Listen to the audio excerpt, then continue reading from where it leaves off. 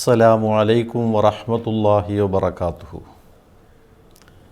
എല്ലാ കേരള വിഷൻ പ്രേക്ഷകർക്കും ഇസ്ലാം അറിവ് എന്ന ഈ വിജ്ഞാനപ്രദമായ പ്രോഗ്രാമിലേക്ക് ഹൃദയം നിറഞ്ഞ സ്വാഗതം.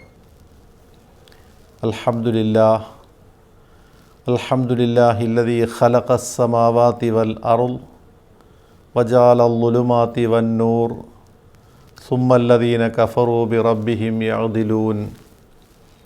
അല്ലാഹുമ്മ സ്വല്ലി വസല്ലിം അലാ സയ്യിദിനാ വ മൗലാനാ മുഹമ്മദിൻ സിർറിൽ അസ്റാരി വ ബിർരിൽ അബ്റാരി വഅലാ ആലിഹി വ സ്വഹാബിഹി വസല്ലിം തസ്ലീമൻ കസീറൻ കസീറ.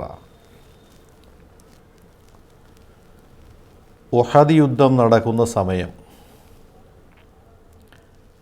അള്ളാഹുവിൻ്റെ റസൂൽ സല്ലല്ലാഹു അലൈഹി വസല്ലമയെ ചതിയിൽപ്പെടുത്താൻ ഉദ്ദേശിച്ച് ഖുറൈശികൾ യുദ്ധക്കളത്തിന് നടുവിൽ ഒരു കുഴി കുഴിച്ചിട്ടു.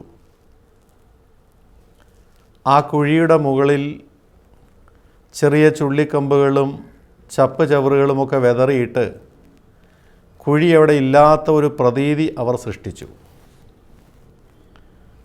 കൃത്യമായി മഹാനായ പ്രവാചകൻ നടന്നു പോകവേ അതിന് മുകളിൽ ചവിട്ടുകയും കുഴിക്കകത്തേക്ക് വീണു പോവുകയും ചെയ്തു. അഗാധമായ കുഴിയിൽ പെട്ടുപോയ പ്രവാചകനെ കുറേ നേരത്തേക്ക് അനുയായികൾക്ക് കാണുവാൻ കഴിഞ്ഞില്ല. പ്രവാചകൻ കുഴിയിൽ വീണ വിവരം ആരും അറിഞ്ഞുമില്ല. ഫലം നബിയെ കാണാതായപ്പോൾ ചിലർ പറഞ്ഞു വരത്തി ഖുത്തില മുഹമ്മദ് സ്വല്ലല്ലാഹു അലൈഹി വസല്ലം വധിക്കപ്പെട്ടു. പിശാച് ആ പ്രചാരണം ഏറ്റെടുക്കുകയും വലിയ രീതിയിൽ അത് പ്രചരിപ്പിക്കുകയും ചെയ്തു. ചുരുക്കത്തിൽ മുസ്ലിങ്ങളിൽ ഒരു വലിയ വിഭാഗത്തിന് വല്ലാത്ത മനസ്സംഘർഷമുണ്ടായി. അവർ പരിഭ്രമാവസ്ഥയിലായി. അള്ളാഹുവിൻ്റെ റസൂൽ വധിക്കപ്പെട്ടെങ്കിൽ പിന്നെ ഇനി തങ്ങൾ യുദ്ധം ചെയ്യുന്ന എന്തിന് എന്ന് ചിന്തിക്കുകയും കുറേ പേർ തിരിഞ്ഞോടുകയും ചെയ്തു. അലി ബിൻ അബീ താലിബ് റളിയല്ലാഹുവിൻ്റെ നേതൃത്വത്തിൽ കുറച്ച് ആളുകൾ മാത്രം പ്രവാചകൻ മരണപ്പെട്ട് കഴിഞ്ഞാൽ പിന്നെ ഞങ്ങൾ ജീവിച്ചിരിക്കുന്ന എന്തിന് എന്ന് പറഞ്ഞുകൊണ്ട് യുദ്ധക്കളത്തിൽ ഉറച്ചു നിന്ന് ശക്തമായി പോരാട്ടം നടത്തി. ഇതിൻ്റെ അലയൊലികൾ തൊട്ടടുത്തുള്ള മദീനയിലെത്തി. അള്ളാഹുവിൻ്റെ റസൂൽ വധിക്കപ്പെട്ടു, ഷഹീദാക്കപ്പെട്ടു, കൊല്ലപ്പെട്ടു എന്നൊരു കിംവദന്തി വരുന്നു. ലമ്മാ കാന യൗമു ഉഹദിൻ കസുറത്തി സവാരിഖു ഫീ നാഹിയത്തിൽ മദീന. ഇമാം തബറാനി റഹ്മത്തുള്ളാഹി അലൈഹി ഉദ്ധരിക്കുന്ന ഹദീസ്, ഉഹദ് യുദ്ധ ദിവസം നബിതങ്ങൾ വധിക്കപ്പെട്ടു എന്ന് കേട്ടപ്പോൾ മദീനയിലാകെ കരച്ചിലും കൂട്ട നിലവിളിയുമായി. സ്ത്രീകളും കുട്ടികളും പ്രായമായവരും ഒക്കെ തെരുവിലിറങ്ങി നെഞ്ചത്തടിച്ച് നിലവിളിക്കാൻ തുടങ്ങി. വഖാലു ഖുത്തില മുഹമ്മദുൻ, അള്ളാഹുവിൻ്റെ ദൂതർ വധിക്കപ്പെട്ടിരിക്കുന്നു, യുദ്ധത്തിൽ കൊല്ലപ്പെട്ടിരിക്കുന്നു എന്ന് വിലപിച്ച് അവർ ആർത്ത് അട്ടഹസിക്കാൻ തുടങ്ങി. ഫബക്കൈന നിസ്വത്തും ഫിൽ മദീന, പെണ്ണുങ്ങളെല്ലാം കൂട്ടക്കരച്ചിൽ ആരംഭിച്ചു. ഫഖാലത്ത് ഇമ്രാത്തും മിൻ ബനി ദീനാർ, ബനി ദീനാർ കബീലയിൽപ്പെട്ട ഒരു സ്ത്രീ, അവർ കുറച്ച് മനക്കരുത്തുള്ള സ്ത്രീയായിരുന്നു. അവർ രംഗത്ത് വന്നിട്ട് പറഞ്ഞു, ലാ തഅജലന്ന ബിൽ ബുക്ക ഹത്താ അൻളുറ, നിങ്ങൾ കരയാൻ വരട്ടെ, ഞാൻ പോയി വിവരം അന്വേഷിച്ചിട്ട് വരാം. ഏതാണ്ട് 2-3 കിലോമീറ്ററിനുള്ളിലാണ് മദീനയിൽ നിന്നും ഉഹദ്. ഞാൻ പോയി അന്വേഷിക്കാം, വിവരമറിയാതെ വാസ്തവമറിയാതെ നിങ്ങൾ കരയേണ്ടതില്ല എന്നവർ സമാധാനിപ്പിച്ചു. ഫഖറജത് തംഷി, അവർ വേഗം നടക്കാൻ ആരംഭിച്ചു. ഫഖീല ലഹാ ഖദ് ഉസീബ അബൂഹ വ അഖൂഹ വ സൗജുഹ, യുദ്ധകളത്തിന് സമീപമെത്തി. അവരെ കണ്ടപ്പോൾ കുറച്ച് സഹാബാക്കൾ, പ്രവാചക അനുയായികൾ ഓടി വന്നിട്ട് പറഞ്ഞു, സഹോദരി ക്ഷമിക്കണം, നിങ്ങളുടെ പിതാവ് യുദ്ധത്തിൽ കൊല്ലപ്പെട്ടിരിക്കുകയാണ്. അവർ അതിന് മറുപടിയൊന്നും ചോദിച്ചില്ല. വാപ്പ മരിച്ചു എന്ന് കേട്ടിട്ട് അവർ ചോദിച്ചത് അള്ളാഹുവിൻ്റെ റസൂലിൻ്റെ അവസ്ഥ എന്താണ്. അവർ പറഞ്ഞു, നബിതങ്ങൾ സുഖമായിരിക്കുന്നു, കുഴപ്പമൊന്നുമില്ല, പക്ഷേ താങ്കളുടെ പിതാവ് മരണപ്പെട്ടു പോയി. അടുത്തതായി മുന്നോട്ട് ചെന്നപ്പോൾ മറ്റൊരു സംഘം അവരോട് പറഞ്ഞു, നിങ്ങളുടെ സഹോദരൻ ഇതാ ഷഹീദായിരിക്കുകയാണ്, നിങ്ങളുടെ സഹോദരൻ ഇതാ വധിക്കപ്പെട്ടിരിക്കുന്നു. അപ്പോഴും ചോദിച്ചു, നബി തങ്ങളുടെ അവസ്ഥ എന്താണ്? അടുത്തതായി കണ്ട ആളുകൾ അവരോട് പറഞ്ഞത്, ഖുത്തില സൗജുഹ, നിങ്ങളുടെ ഭർത്താവ് രക്തസാക്ഷിയായിരിക്കുന്നു, നിങ്ങളുടെ ഭർത്താവ് അള്ളാഹുവിൻ്റെ അടുക്കിലേക്ക് യാത്രയായിരിക്കുന്നു. അപ്പോഴും അവർ ചോദിച്ചു, നബി തങ്ങളുടെ അവസ്ഥ എന്താണ്? മാ ഫുഇല റസൂലുള്ളാഹ് ഖാലു ഖൈറൻ യാ ഉമ്മ ഫുലാൻ ഹുവ ബിഹംദില്ലാഹി കമാ തുഹിബ്ബീൻ. അള്ളാഹുവിൻ്റെ റസൂലിനെ കുറിച്ച് ചില വാർത്തകൾ ഞാൻ കേട്ടു, സത്യം എന്താണ്? അവർ പറഞ്ഞു, അൽഹംദുലില്ലാ, പ്രവാചകന് യാതൊരു കുഴപ്പവുമില്ല, നമ്മളെല്ലാവരും ആഗ്രഹിക്കുന്ന പോലെ അവിടുന്ന് സുഖമായിരിക്കുന്നു, ആരോഗ്യവാനായിരിക്കുന്നു. ഹത്താ അത്തത്തില റസൂലില്ലാഹി സ്വല്ലല്ലാഹു അലൈഹി വസല്ലം, അങ്ങനെ അവർ നബി തങ്ങളുടെ സമീപത്തെത്തി. ഫഅഖദത് ബിനാഹിയത്തി സൗബിഹി, പ്രവാചകൻ്റെ വസ്ത്രാഞ്ചലത്തിൽ പോയി പിടിച്ചു. നബി തങ്ങളുടെ വസ്ത്രത്തിൻ്റെ അരികിൽ പിടിച്ചിട്ട് പറഞ്ഞു, ഫഖാലത്ത് കുല്ലു മുസീബത്തിൻ ബാദക ജലലുൻ അലയ്യ യാ റസൂലല്ലാ. അള്ളാഹുവിൻ്റെ ദൂതരെ, എൻ്റെ ഭർത്താവും എൻ്റെ പിതാവും എൻ്റെ സഹോദരനുമെല്ലാം ഈ യുദ്ധത്തിൽ ഷഹീദായി എന്നുള്ള വാർത്ത ഞാൻ അറിയുന്നു. പക്ഷേ അങ്ങ് ജീവിച്ചിരിക്കുമ്പോൾ എനിക്കുണ്ടാകുന്ന എല്ലാ പരീക്ഷണങ്ങളും, എല്ലാ അപകടങ്ങളും, എല്ലാ മുസീബത്തും എത്രയോ നിസ്സാരമായി ഞാൻ കാണുന്നു. നബിയെ, അങ്ങ് ജീവനോടെ ഇരിക്കുമ്പോൾ എനിക്കുണ്ടാകുന്ന ഏത് കടുത്ത പരീക്ഷണവും അത് ലളിതവും നിസ്സാരവുമായി കാണാൻ എനിക്ക് കഴിയും. എല്ലാവരെയും അത്ഭുതപ്പെടുത്തിയ വാക്കുകളായിരുന്നു ഹൗല എന്ന ആ സഹോദരിയുടെ പക്കൽ നിന്നും വന്നുണ്ടായത്. ഇത് കേട്ടുകൊണ്ടിരിക്കുന്ന ഞാനും നിങ്ങളുമൊക്കെ മനസ്സിലാക്കണം, ഇത് സംഭവമാണോ കെട്ടുകഥയാണോ? ഇത് മായാവിയുടെയും ഡിങ്കൻ്റെയും കഥയല്ല, വിശ്വസിച്ചേ പറ്റൂ, അത്ര ആധികാരികമായ സംഭവമാണ്. ഒരു സ്ത്രീ താൻ പ്രവാചകനെ സ്നേഹിച്ചു, അങ്ങേയറ്റം സ്നേഹിച്ചു. പ്രവാചക സ്നേഹത്തിൻ്റെ മുന്നിൽ തനിക്കുണ്ടാകുന്ന എല്ലാ അപകടങ്ങളും, എല്ലാ പരീക്ഷണങ്ങളും അതെത്ര ഭീകരമാണെങ്കിലും ശരി, നിസ്സാരമായി ഞാൻ കാണുന്നു എന്ന് അവർ രേഖപ്പെടുത്തുകയാണ്. സ്നേഹിച്ച ചെറുപ്പക്കാരന് വേണ്ടി ജീവിതകാലം മുഴുവൻ പോറ്റി വളർത്തിയ മാതാപിതാക്കളെ തള്ളിപ്പറയുന്ന പെൺമക്കളെ നമ്മൾ കണ്ടിട്ടുണ്ട്. സ്നേഹിച്ച പെണ്ണിന് വേണ്ടി താൻ ജനിച്ചത് മുതൽ വിശ്വസിച്ചു വന്ന മതം, ദീൻ, വിശ്വാസം അതുപേക്ഷിച്ചിട്ട് കൂടെ പോകുന്ന ആൺകുട്ടികളെ നമ്മൾ കണ്ടിട്ടുണ്ട്. സ്നേഹിച്ച കാമുകിക്ക് വേണ്ടി രാജ്യവും ചെങ്കോലും കിരീടവും വലിച്ചെറിയുന്ന രാജകുമാരന്മാരെ നമ്മൾ കേട്ടിട്ടുണ്ട്.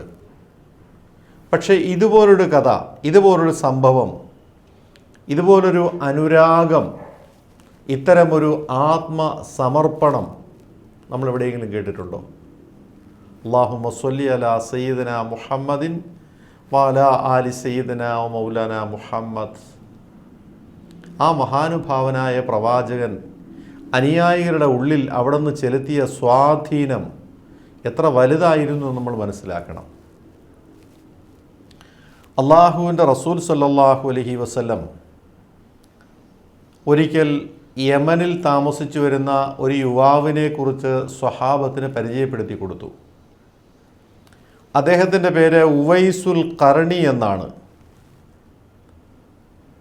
അദ്ദേഹം എന്നെ അതിരറ്റ് സ്നേഹിക്കുന്ന വ്യക്തിയാണ്. അദ്ദേഹത്തെ എൻ്റെ കാലത്തിന് ശേഷം നിങ്ങൾ കണ്ടുമുട്ടുമ്പോൾ അദ്ദേഹത്തിന് എൻ്റെ സലാം നിങ്ങൾ അറിയിക്കണം. അതുപോലെ തന്നെ നിങ്ങൾ അദ്ദേഹത്തെ കൊണ്ട് ദുആ ചെയ്യിപ്പിക്കണമെന്ന് പ്രവാചക തിരുമേനി അരുൾ ചെയ്തു. അള്ളാഹുവിൻ്റെ റസൂലിൻ്റെ കാലത്ത് അദ്ദേഹം മദീനയിൽ വന്നിട്ടില്ല, ആർക്കും കാണാനും കഴിഞ്ഞില്ല, നബിയും അദ്ദേഹത്തെ കണ്ടിട്ടില്ല. അള്ളാഹുവിൻ്റെ റസൂലിൽ നിന്നും ഈ വാക്കുകൾ കേട്ട കാലം മുതൽ ഉമറുൽ ഫാറൂഖ് റളിയല്ലാഹു തആല അൻഹു അദ്ദേഹത്തെ ഇങ്ങനെ അന്വേഷിച്ചു കൊണ്ടേയിരുന്നു. യമനിൽ നിന്നും വരുന്ന ആളുകളോടെല്ലാം അദ്ദേഹത്തെക്കുറിച്ച് ഉമർ റളിയല്ലാഹുവിന് ചോദിക്കുമായിരുന്നു. യാത്രാ സൗകര്യങ്ങളൊക്കെ പരിമിതമായിരുന്ന ആ കാലഘട്ടത്തിൽ സൗദി അറേബ്യയിൽ നിന്ന് യമനിൽ പോയി വരിക ദുഷ്കരമാണ്. അള്ളാഹുവിൻ്റെ റസൂലിൻ്റെ വഫാത്തിന് ശേഷം അദ്ദേഹം മദീനയിൽ വന്നു. ഉമറുൽ ഫാറൂഖ് റളിയല്ലാഹു തആല അദ്ദേഹവുമായിട്ട് കണ്ടുമുട്ടി. അദ്ദേഹത്തെ യഥോചിതം സ്വീകരിച്ചു. അദ്ദേഹത്തിന് വേണ്ട എല്ലാ സൽക്കാരങ്ങളും ഉപചാരങ്ങളും അർപ്പിച്ചു. അദ്ദേഹത്തെ കൊണ്ട് ദുആ ചെയ്യിപ്പിച്ചു. എല്ലാം കഴിഞ്ഞൊരു സ്വകാര്യ നിമിഷത്തിൽ ഉമർ ബിൻ ഖത്താബ് റളിയല്ലാഹു തആല അൻഹു അദ്ദേഹത്തോട് ചോദിച്ചു, ഉവൈസ്, അങ്ങയുടെ ഒരു ചോദ്യം ചോദിക്കട്ടെ. അള്ളാഹുവിൻ്റെ റസൂൽ പറഞ്ഞു അങ്ങ് അള്ളാഹുവിൻ്റെ റസൂലിനെ അതിരറ്റ് സ്നേഹിക്കുന്ന വ്യക്തിയാണെന്ന്. സത്യത്തിൽ നിങ്ങൾ പ്രവാചകനെ അത്രമാത്രം സ്നേഹിച്ചിരുന്നോ? സത്യത്തിൽ സ്നേഹിച്ചിരുന്നോ? ഉവൈസ് അത്ഭുതത്തോടെ ഉമറുൽ ഫാറൂഖിൻ്റെ മുഖത്തേക്ക് നോക്കി. അദ്ദേഹം പറഞ്ഞു, മറ്റൊന്നും കൊണ്ടല്ല, അള്ളാഹുവിൻ്റെ റസൂലിനെ അത്രമാത്രം സ്നേഹിച്ചിരുന്നുവെങ്കിൽ ആ നബി ജീവിച്ചിരുന്നപ്പോൾ ഒരു തവണ, ഒറ്റ തവണയെങ്കിലും താങ്കൾ വന്ന ആ പ്രവാചകരെ കാണാതിരുന്നതെന്ത്? ആ നബിയുമായിട്ടൊന്ന് സന്ധിക്കാതിരുന്നതെന്ത്? നാം ഇവിടെ മനസ്സിലാക്കണം, അൻ ഉമർ ബിൻ ഖത്താബ് റളിയല്ലാഹു തആല അൻഹു അന്ന റസൂലുള്ളാഹി സ്വല്ലല്ലാഹു അലൈഹി വസല്ലം ഖാൽ ഇന്ന റജുലൻ യഅതീകും മിനൽ യമൻ യുഖാലു ലഹു ഉവൈസ്. ഇമാം മുസ്ലിം ഉദ്ധരിക്കുന്ന സ്വഹീഹായ ഹദീസ്. അള്ളാഹുവിൻ്റെ റസൂൽ അരുൾ ചെയ്തു, യമനിൽ നിന്നും ഒരു മനുഷ്യൻ എനിക്ക് ശേഷം നിങ്ങളെ വന്ന് കാണും. അദ്ദേഹത്തിൻ്റെ പേര് ഉവൈസുൽ ഖർണി എന്നാണ്. ലാ യദഉ ബിൽ യമനി ഗൈറ ഉമ്മിൻ ലഹു. അദ്ദേഹത്തിനൊരു വൃദ്ധയായ മാതാവുണ്ട്. ആ മാതാവിനെ പരിചരിക്കുന്നതിൽ ഏർപ്പെട്ടിട്ടാണ് അദ്ദേഹം ഇങ്ങോട്ട് വരാത്തത്.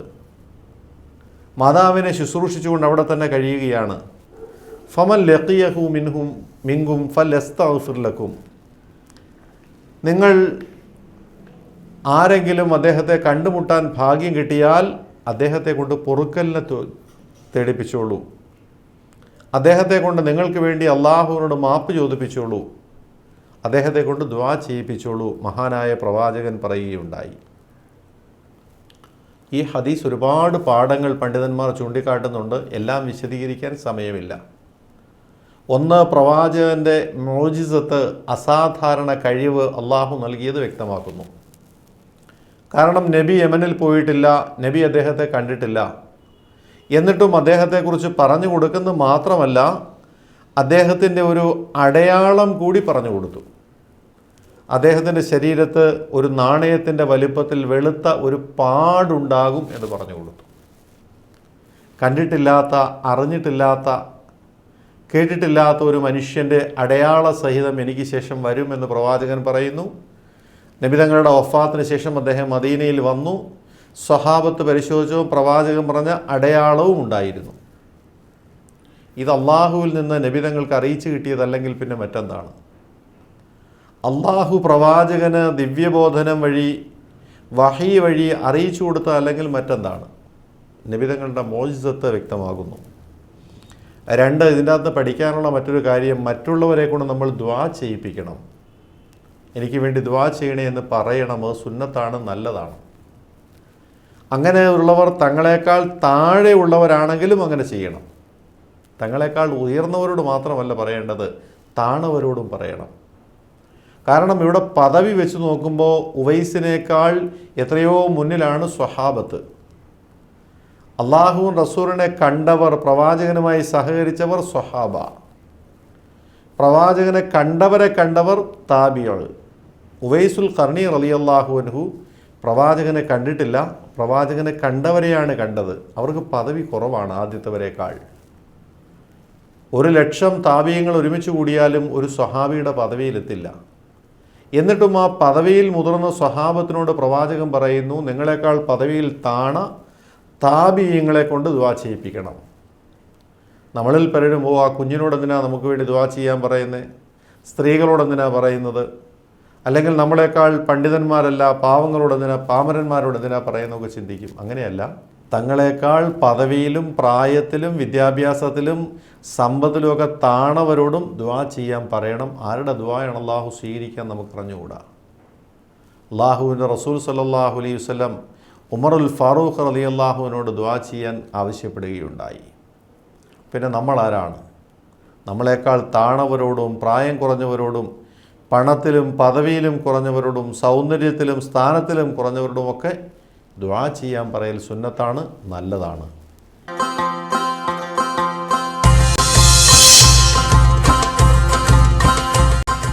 മറ്റൊന്ന്, അള്ളാഹുവിൻ്റെ റസൂൽ സല്ലല്ലാഹു അലൈഹി വസല്ലം നബിതങ്ങളെ സ്നേഹിക്കുന്ന ആളുടെ മഹത്വം ചൂണ്ടിക്കാണിച്ചു. നബിതങ്ങളെ സ്നേഹിക്കുന്ന ആളുടെ മഹത്വം ചൂണ്ടിക്കാണിച്ചു. നബിതങ്ങളെ സ്നേഹിക്കുന്ന ആളുകളോട് ദുആ ചെയ്യാൻ പറയണം. അള്ളാഹുവിൻ്റെ റസൂലിനെ സ്നേഹിക്കുന്നവരോട് ദുആ ചെയ്യാൻ പറയണം. നാലാമതായി, മാതാവിൻ്റെ മഹത്വം. അള്ളാഹുവിൻ്റെ റസൂലിനെ ജീവനായി സ്നേഹിച്ചിരുന്ന ഉവൈസുൽ ഖർണി ജീവിതത്തിൽ ഒരിക്കൽ പോലും പ്രവാചകനെ കാണാൻ വരാതിരുന്നതിൻ്റെ കാരണം തൻ്റെ മാതാവിന് ശുശ്രൂഷ ചെയ്ത് കഴിഞ്ഞുകൂടിയതുകൊണ്ടാണ്. ഉമ്മയെ പരിപാലിക്കുക, ഉമ്മയെ പൊന്നുപോലെ നോക്കുക. പ്രത്യേകിച്ചും വാർദ്ധക്യാവസ്ഥയിലും രോഗാവസ്ഥയിലും മാതാവിനെ കിട്ടിയാൽ പൊന്നുപോലെ നോക്കണമെന്ന് പ്രവാചകൻ പഠിപ്പിക്കുന്നു. ആ പൊന്നുപോലെ നോക്കുന്നതിനിടയിൽ അള്ളാഹുവിൻ്റെ റസൂലിനെ കാണാൻ കഴിയാതിരുന്നത് പോലും തെറ്റല്ല, അതിനേക്കാൾ ശ്രേഷ്ഠം ഇതാണ് എന്ന് മനസ്സിലാക്കണം. ഉമ്മയോട് അനുസരണക്കേട് കാണിക്കരുത്, മാതാവിനോടൊരു ചീത്ത വാക്ക് പറയരുത്, മാതാവിനെ വേദനിപ്പിക്കരുത്, പെറ്റുനൊന്ത ഉമ്മയുടെ മനസ്സ് കലുഷമാക്കരുത്. ഉമ്മയ്ക്ക് ചെയ്യാൻ കഴിയുന്ന എല്ലാ സൗകര്യങ്ങളും എല്ലാ സഹായങ്ങളും ചെയ്യണം, എല്ലാ ഒത്താശകളും എല്ലാ അനുഗ്രഹങ്ങളും കഴിയുന്ന എല്ലാ കാര്യങ്ങളും ചെയ്യണം.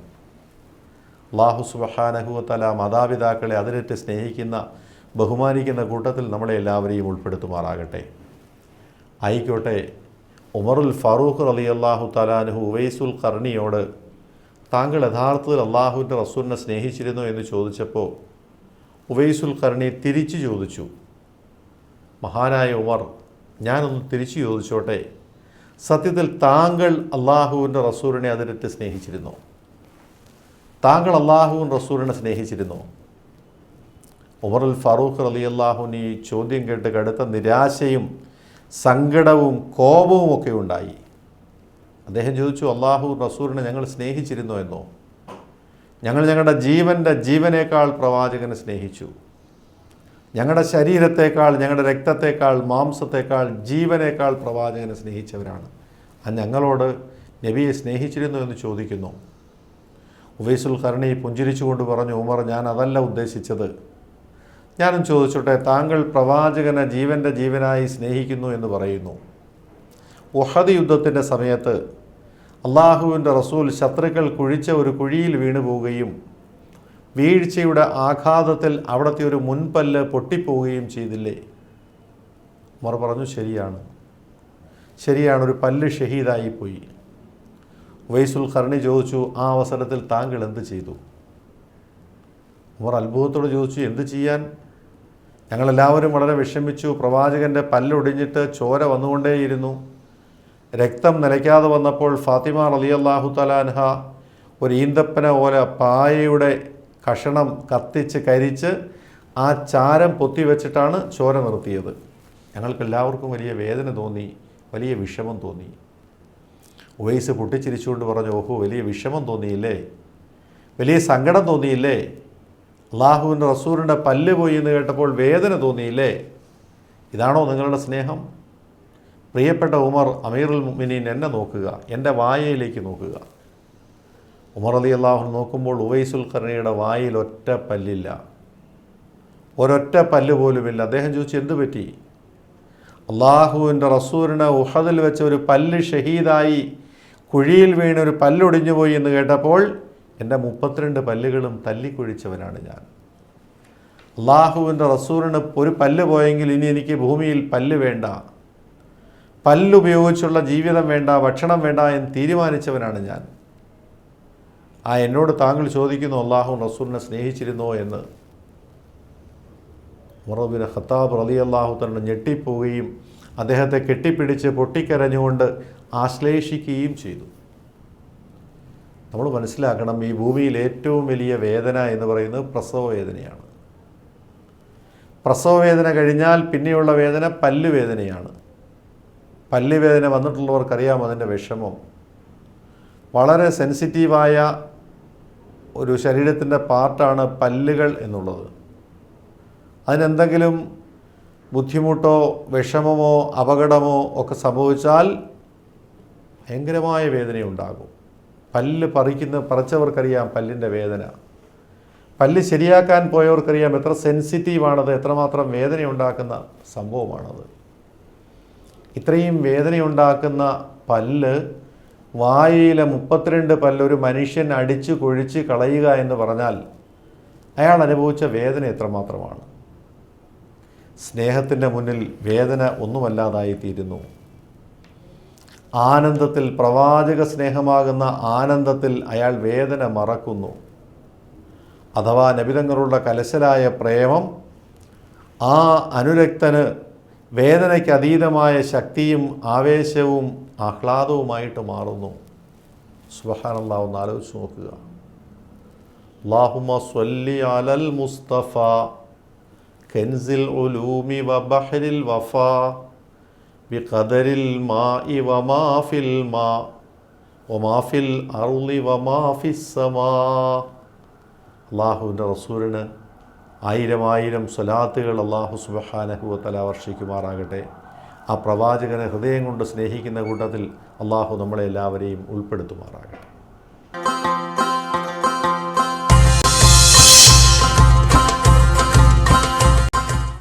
അൽഹംദുലില്ലാഹ്. കോതമംഗലം കോട്ടപ്പടിയിൽ നിന്നും ഒരു സഹോദരി കുറേ സംശയങ്ങളുമായി ഒരു കത്ത് അയച്ചിട്ടുണ്ട്. ഈ പ്രോഗ്രാം അടുത്ത കാലത്താണ് കാണാൻ തുടങ്ങിയത്. ഒരുപാട് അറിവുകൾ കിട്ടുന്നുണ്ട്, ഒരുപാട് കാര്യങ്ങൾ മനസ്സിലാക്കാൻ കഴിയുന്നുണ്ട്. നേരത്തെ ഇത് കാണാൻ കഴിയാത്തതിൽ ഒരുപാട് ഖേദമുണ്ട് എന്നൊക്കെ അവർ രേഖപ്പെടുത്തിയിരിക്കുന്നു. സഹോദരിയുടെ സംശയം, ഞങ്ങളുടെ പള്ളിയിലെ ഇമാം ഫാത്തിഹ ഓതുമ്പോൾ ചെറുതായി അനങ്ങുന്നുണ്ട്, ആടുന്നുണ്ട്. ഇത് ശരിയാണോ? നമസ്കാരത്തിൽ അനങ്ങുന്നതിൻ്റെ പേരിൽ നമസ്കാരം ബാത്തുലാവില്ലേ എന്നാണ് ചോദ്യം. നമസ്കാരത്തിൽ തുടർച്ചയായ 3 അനക്കങ്ങൾ കൊണ്ട് നമസ്കാരത്തിന് ഭംഗം സംഭവിക്കും, നമസ്കാരം ബാത്തിലായി പോകും. പക്ഷേ ഇമാമിൻ്റെ ഫാത്തിഹയിലെ ആടൽ അദ്ദേഹം അറിഞ്ഞുകൊണ്ട് ചെയ്യുന്ന അല്ല എന്നാണ് മനസ്സിലാകുന്നത്. ഖിറാഅത്തിൻ്റെ ഓതുന്നതിൻ്റെ രസത്തിൽ അദ്ദേഹം അറിയാതെ ചെറുതായി ആടിപ്പോകുന്നതാണെന്ന് മനസ്സിലാകുന്നു. അങ്ങനെ പലപ്പോഴും സംഭവിക്കാറുണ്ട്. കേരളത്തിൽ ജീവിച്ചിരുന്ന മഹാനായ പണ്ഡിതൻ ഖുതുബി റഹിമഹുല്ലാ, അദ്ദേഹം സുബഹി നമസ്കാരത്തിൻ്റെ ഖുനൂത്തിൽ ഇങ്ങനെ ആടിക്കൊണ്ട് അല്ലാഹുമ്മ ഹ്ദിനാ ഫീമൻ ഹദൈത് വആഫിനാ ഫീമൻ ആഫൈത് എന്നിങ്ങനെ ആടുന്നുണ്ടായിരുന്നു. അദ്ദേഹത്തോടൊരിക്കൽ ശിഷ്യന്മാർ അതേക്കുറിച്ച് ഉണർത്തിയപ്പോൾ അദ്ദേഹം പറഞ്ഞു, ഇനി ഞാൻ അങ്ങനെ ചെയ്താൽ എന്നെ നിങ്ങൾ പിടിക്കണം. ഞാൻ അറിയുന്നില്ല, ഞാൻ അറിഞ്ഞുകൊണ്ട് അങ്ങനെ ഒരിക്കലും ചെയ്യുന്നില്ല. അങ്ങനെ ചെയ്താൽ എന്നെ നിങ്ങൾ തടയണമെന്ന് പറയുകയുണ്ടായി. പിറ്റേന്ന് കുനൂത്ത് ഓതിയപ്പോഴും അദ്ദേഹം ആടിക്കൊണ്ട് തന്നെയാണ് കുനൂത്ത് ഓതിയത്. കാരണം അവരറിയുന്നില്ല, നമസ്കാരത്തിൽ മുഴുകി ലയിച്ച് മറന്ന് അറിയാതെ ആടിപ്പോകുന്നതാണ്. അങ്ങനെ ഉണ്ടാകുന്നതിന് കുഴപ്പമില്ല, അറിഞ്ഞുകൊണ്ട് അനക്കം ഉണ്ടാകാൻ പാടില്ല. എന്നാലും അദ്ദേഹത്തെ നിങ്ങളിത് ഉണർത്തുകയും അത് ഒഴിവാക്കാൻ ആവശ്യപ്പെടുകയും ചെയ്യണം. അത് നല്ലതാണ്. നമസ്കാരത്തിൽ അനങ്ങാതെ ചലിക്കാതെ നമസ്കാരത്തിൽ ലയിച്ച് പൂർണ്ണമായി മുഴുകിയിരിക്കണം. അറിയാതെ ഉണ്ടാകുന്ന ചെറിയ അനക്കങ്ങൾക്ക് വലിയ പ്രശ്നമില്ല. എന്നാലും അദ്ദേഹത്തെ പറഞ്ഞ് തിരുത്തുക. അള്ളാഹു അനുഗ്രഹിക്കുമാറാകട്ടെ. അൽഹംദുലില്ലാ, ഒരുപാട് പേര് കത്തയക്കുന്നുണ്ട്. നിങ്ങളെല്ലാവരും ഈ പ്രോഗ്രാം ഏറ്റെടുത്തു എന്ന് പറയുന്നതിൽ അങ്ങേയറ്റം സന്തോഷമുണ്ട്. നിങ്ങളുടെ സംശയങ്ങൾ ഇനിയും ഞങ്ങൾക്ക് എഴുതുക. അള്ളാഹുവിൻ്റെ അനുഗ്രഹത്താൽ ഈ വരുന്ന മാർച്ച് മാസം 28-ാം തീയതി ഈ വിനീതൻ നെടുമ്പാശ്ശേരിയിൽ നിന്നും ഉംറയ്ക്ക് പോകുന്നു. എന്നോടൊപ്പം പരിശുദ്ധ ഉംറ നിർവഹിക്കാൻ താല്പര്യമുള്ളവർ ഈ പറയുന്ന നമ്പറുകളിൽ ബന്ധപ്പെടണം. അതോടൊപ്പം വരുന്ന മെയ് മാസത്തിൽ ഇൻഷാ അള്ളാഹ് റഷ്യയിൽ ഇമാം ബുഖാരി റഹ്മത്തുള്ളാഹി അലൈഹിയെ സിയാറത്ത് ചെയ്യാൻ പോകുന്നുണ്ട്. പരിശുദ്ധ ഖുർആൻ കഴിഞ്ഞാൽ മുസ്ലിം ലോകം ഏറ്റവും അധികം ആദരിക്കുന്ന ബുഖാരി ഷരീഫിൻ്റെ കർത്താവായ ഇമാം ബുഖാരി റഹ്മത്തുള്ളാഹി അലൈഹി, അദ്ദേഹത്തിൻ്റെ ഖബർ സിയാറത്തിന് 7 ദിവസത്തെ ഒരു പാക്കേജാണ്. താഷ്കൻഡ്, ഉസ്ബെക്കിസ്ഥാൻ, കസാഖിസ്ഥാൻ എല്ലാം പോകും. താല്പര്യമുള്ളവർ ഈ പറയുന്ന നമ്പറുകളിൽ ബന്ധപ്പെടുക. 9387544151 9746968177. അല്ലാഹു സുബ്ഹാനഹു വ തആല ഈ പ്രോഗ്രാമിനെ സ്നേഹിക്കുന്ന, കാണുന്ന, സഹായിക്കുന്ന എല്ലാവർക്കും നല്ല പ്രതിഫലം നൽകട്ടെ എന്ന ദുആയോടുകൂടി അടുത്ത ആഴ്ച നമുക്ക് ഇൻഷാ അല്ലാഹ് കേരള വിഷനിലൂടെ വീണ്ടും സംഗമിക്കാം. ഞങ്ങൾക്ക് കത്തയക്കേണ്ട വിലാസം: ദ പ്രൊഡ്യൂസർ, ഇസ്ലാം അറിവ്, കേരള വിഷൻ, കടവന്ത്ര, കൊച്ചിൻ 20. അസ്സലാമു അലൈക്കും വറഹ്മത്തുള്ളാഹി.